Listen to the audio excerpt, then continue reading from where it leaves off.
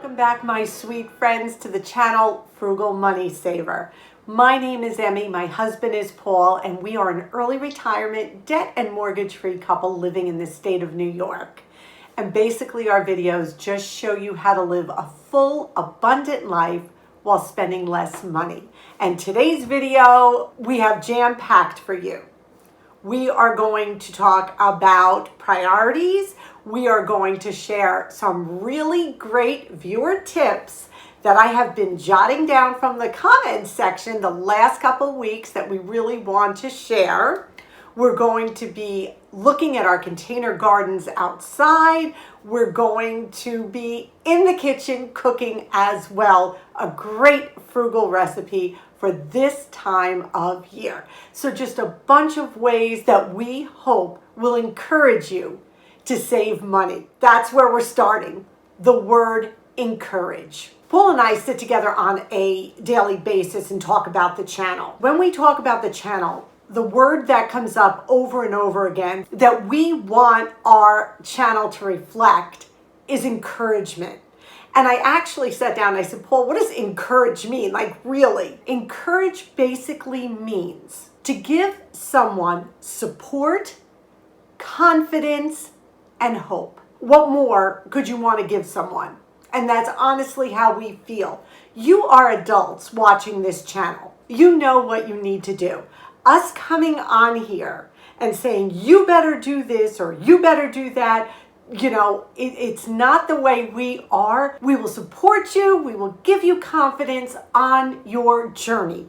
So please always know that. We are not going to sensationalize our channel for the times. We have been frugal since the beginning, before the recession. We were frugal when frugal really wasn't a thing, I think, right, Paul? Way before we were married, you know, at the 80s and all that. So you have to know our hearts and where we are coming from. So we just want to make that crystal clear. Yeah, we're going to get serious and we're going to talk about serious things, but we're not going to do it with an edge of fear. We're not going to do it with an edge of reprimand, and we're certainly not going to do it with an edge of judgment. So just so you know that, I want to be crystal clear about that. So with that being said, as we look at our priorities, every single one of us are going to have different priorities. We're all in different places on our frugal journey. When you think about it, there are three types of frugal people, I think. The first person needs to be frugal. They're living paycheck to paycheck, and they need to watch every penny that they are spending so that they can make it to reach their bills every week and they can make it to put food on the table. The second one is people who are living a frugal life to save for something, to pay off debt, put their children through college, to buy a house, whatever it may be. Then there's another set of frugal people that have tons of money in the bank and live a frugal lifestyle because that is just who they are. They want to live a self-sufficient lifestyle. They may want to give more money away. It's all different scenarios. But again, the common goal that we are all bound by is the goal to save money. Whatever your reason, it's the goal to save money. And that's why we're here. We have always asked you to please track your spending. And now this month, I want you to do something different. It's June.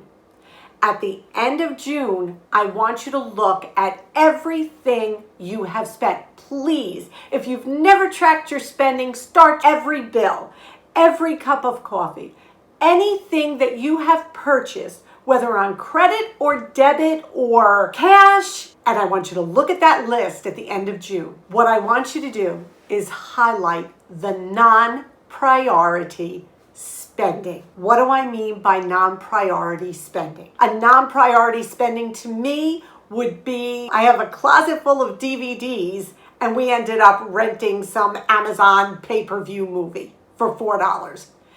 Do you see where I'm going? What is your priority? Anything that is on that list that is not a priority to you, highlight it, then add it up. And at the end of the month, after you've tracked for a month and you add up that total, of non-priority spending, it's an eye-opener. It is. I know it still is for us some months. I'm being honest.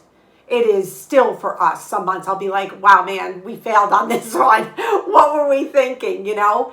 And that's okay. You pick yourself up, you brush yourself off, and you get right back to it again. Right now, we need to look at our priorities, reevaluate, reassess, and change up your budget accordingly. So this is just a little power chat for you. Beginning of June, beginning of summer motivation. Time of year when we spend a lot of money. This and the holiday season, I think, are times we really need to be vigilant with our spending. So we hope this was just a little nudge, maybe, to get you back on track. Now, I'm going to turn the camera around. We're going to get outside in the garden and see how our container gardens are doing. We just wanted to give you a little update on how our container gardens are doing. Here we have our tomatoes, and as you can see, they are doing great. Do you see what's back there? Oh my goodness, that's a baby tomato. And I've got another one here. I'm going to show you what I do to keep the nutrients going to the tomatoes. You see that little leaf right there? You're going to want to pick that off. Any leaves that are growing between the branches, those are like sucklings, and what that does, here's another one right down here, what that does is it takes nutrients away from the plant, and it just really serves no purpose. We don't need them.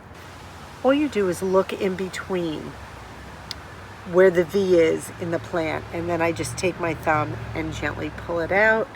Here's another one there, and I also take off these bottom shoots. Not too high up, but just the little lower ones. And that's what we do. And you will see the abundance of tomatoes you will get. Here are our pepper plants that we planted, and they're already starting to give us peppers. Look at this little guy right here. This is a sweet pepper. It's going to be delicious. And look at all the babies. See the babies? Yeah. These are those rainbow peppers that you see in the store that are so expensive, the little sweet snacking ones. Remember those spindly little basil plants? Look at these. Oh my goodness, my 2 pots are just bursting already. I'm just going to be waiting a couple of days before I start picking it. I will show you in detail how to pick it, because what happens if you cut it correctly, it will continue to be full and like a bush, and you will get basil all summer long. Look at how beautiful already. So just a couple dollars. This is so worth it. This is our horseradish, and it comes back year after year. This is last year's. Late October, early November, you dig up the root, you cut a chunk of the root out, the rest of the root back in the ground for next year. And you take that root in the house and you clean it, wash it, peel it, and you can shred it with a little pinch of salt if you want, or some vinegar, make your own horseradish. There goes Loris now looking for some horseradish.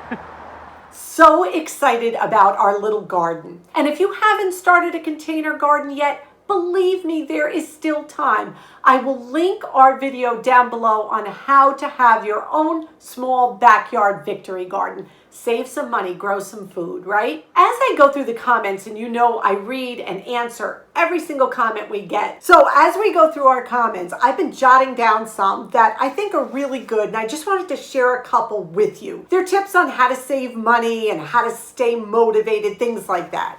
So the first one that I had never done, this viewer takes the juice that canned fruit comes in, like peaches and pineapple, and she freezes it. And then when she does her baking, she adds it to baking, or she uses it in stir fries. I was like, why have I never done that? I thought this was such a great idea. Somebody else caught me the other day and pointed out those bags that I got the Dole fruit in. Those of you who follow us know I got frozen Dole fruit, and they were in little Ziploc freezer bags. They said, we really hope you saved those freezer bags. I'm like, I didn't, but you are absolutely right. We should have. They were great reusable freezer bags. They had the zip across the top. Well, You see, you guys all teach us something too. So that was a great tip. This was another really good one. Someone said every time they bake potatoes in the oven, they bake extra. And then what she does is she cuts the extras up and freezes them. And then she makes home fries out of them when she needs them in the morning. So much better than buying a bag of those frozen hash brown potato things. You make them fresh yourself. I thought that was a really good one. Another great tip that I read. Someone needed to freeze milk, and instead of taking the entire carton of milk and sticking it in the freezer, they put portions into muffin tins. They poured the milk into muffin tins and froze it. Then they took a tray of warm water, gently sat the muffin tin in the warm water, and those little muffins of milk popped right out individually. She put them in a bag for the freezer, and now she has portions of milk for cooking, for baking, whatever she may need it for. What a great way not to waste milk. Somebody else wrote, when they feel like spending money, they have a cook-up day. They cook and make food for the freezer. So instead of going out and spending wasteful money, they actually do something creative and money-saving instead. You know, you make a couple freezer meals and pop them in the freezer instead of shopping. Win-win. This one is tried and true, but it bears repeating. This viewer had said, every time I go to make a takeout purchase or buy something online, I think about how many hours I had to work for that amount of money. And that is true, especially even us on fixed incomes like Paul's pension. When you think about that chunk coming out of whatever your fixed income or your hourly wage is, that's enough to put the brakes on. It really is. Another one wrote, when I feel like spending, I think of my home as a shopping mall. I look through my clothes, I look through my books, I look through my craft supplies, and I always find something new to do. Isn't that the truth? Oh, I forgot, I haven't worn that shirt in a while. Or, oh my goodness, I forgot about this book. That's a great one. Someone else wrote, when they feel like spending, they rearrange their home decor, or they'll repurpose something from one room and use it in another so it feels like a whole nother item. Another really great tip to stop us from spending. Another one said, and this one spoke right to my heart, honestly, when they come home from work, the first thing they do is get into comfy and cozy clothes, just to make them feel like they're home. You know, like a sweatshirt and some sweatpants or whatever you think is comfy and cozy. That way, the idea of having to get out of those clothes, get back into decent clothes, to go out and shop or to go out and eat, too much of a hassle. Let's just eat home. And I thought that one was brilliant, because how many times, that's me, I'm in like warm, cozy clothes. I'm like, I'm not going out. So thank you for that one. This was another really thought-provoking one. Someone else said, the biggest way I save money is by distancing myself from stress. Stress makes us overdo things. Stress can make us overspend. Stress can make us oversleep. Stress can make us overeat. They're absolutely right. The more peace, calmness, tranquility we can have in our lives, the less we're going to overdo or overindulge in anything. So that was brilliant as well. And now for our last little tip. This is a money-saving food trick. When you go into the store and you need an item, I'm going to use the item pasta. So you go to the store to buy pasta, you need it. Start with the cheapest pasta that is in that store. Whatever the cheapest pasta is, buy one box and try it. It won't be inedible. It may not be your favorite, and you may have to go up to the next level. So let's say you find a box of pasta for 59 cents and you come home, you try it, your family's like, oh, it's mushy, it's not good, we don't like it. Okay, well then go to the box that's 70 cents and try that one. By doing that, one of those along the way that may be a lot cheaper than the brand you're using now, and you can use this for anything, will be the perfect one for you, and you have just saved money because you came out of your comfort zone and tried maybe a generic brand, a store brand. That is a really great tip if you apply it. We have done that now because our Colavita, which was our absolute favorite, has gone to $1.50 a bag where we used to pay 88 cents on sale. We tried other brands and you know what? They're good. Now, if Colavita goes on sale, I will buy it again. But you make that adjustment. You spend up just a little bit until you get to one that fits your budget and your taste. So we hope these little tips were helpful. You guys are awesome. You're always sharing your wisdom with us, and we appreciate it. And we really do take it to heart. So thank you. Now we're going to turn the camera around. We're going to get in the kitchen, and we are going to make a super easy, I think it takes like 5 minutes to make, berry cobbler. Minimal ingredients, little bit of sugar, little bit of butter, really, really easy and delicious. With berries coming into season, this could really be a go-to recipe for the summertime. So let's get into the kitchen. It is berry season. Strawberries are out, blueberries are out. All the berries are going to soon be out and about in our stores. Now, I wanted to make a recipe using the mixed berries that I bought frozen the other day from Dole for 99 cents a bag. And I found a recipe for an easy berry cobbler. I will link the original recipe down below like I always do because you know I tweak. So the first thing, it called for 4 tablespoons of butter. I knocked it down to 3 tablespoons of butter. You need 3/4 cup of flour, 3/4 cup sugar, but I knocked that down to 1/2 cup of sugar, 3/4 cups milk, 2 cups of fruit, and 1 teaspoon of baking powder. You're also going to need a little turbinado sugar if you want it, which is sugar in the raw for the top. First thing I'm going to do is take these 3 tablespoons of butter and put it in my preheating oven, which I'm preheating to 350, and let it melt. Now we're going to mix together the flour, the sugar, and the teaspoon of baking powder. And I forgot to say about 1/4 teaspoon of salt as well. So we are just giving this a good whisk. How easy is this? Now I'm going to add the milk. And we're going to continue whisking this until the batter is smooth. I took the pan with the melted butter out of the oven just now. Now what I'm going to do is take our batter. Now this doesn't make a lot. It said it makes about 4 or 5 servings, which is just perfect for us. I need my spatula. I can't leave anything in the bowl, you guys know. Okay.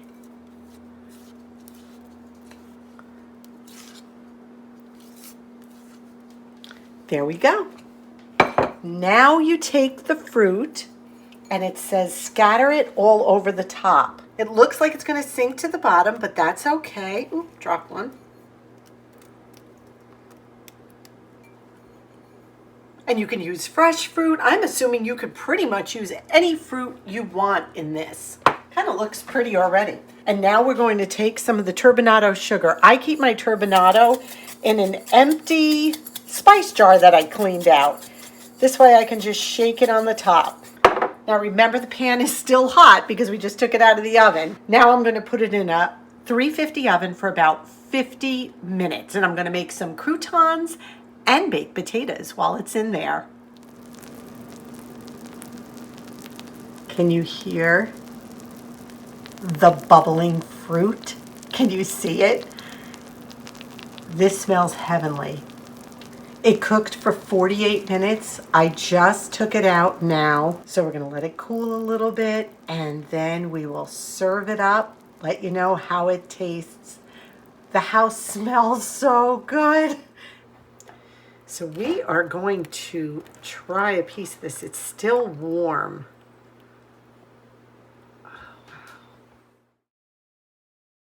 Look at the extra fruit. So I am gonna, that's a strawberry right there. I'm gonna take that and put it on top. You could put some ice cream, some whipped cream. We're gonna eat it just like this, plain. But I bet with a dollop of ice cream, it would be amazing. So we're gonna have a taste. Unfortunately, yeah, Paul, do you wanna go on air? No, not tonight. So I think we're in our pajamas.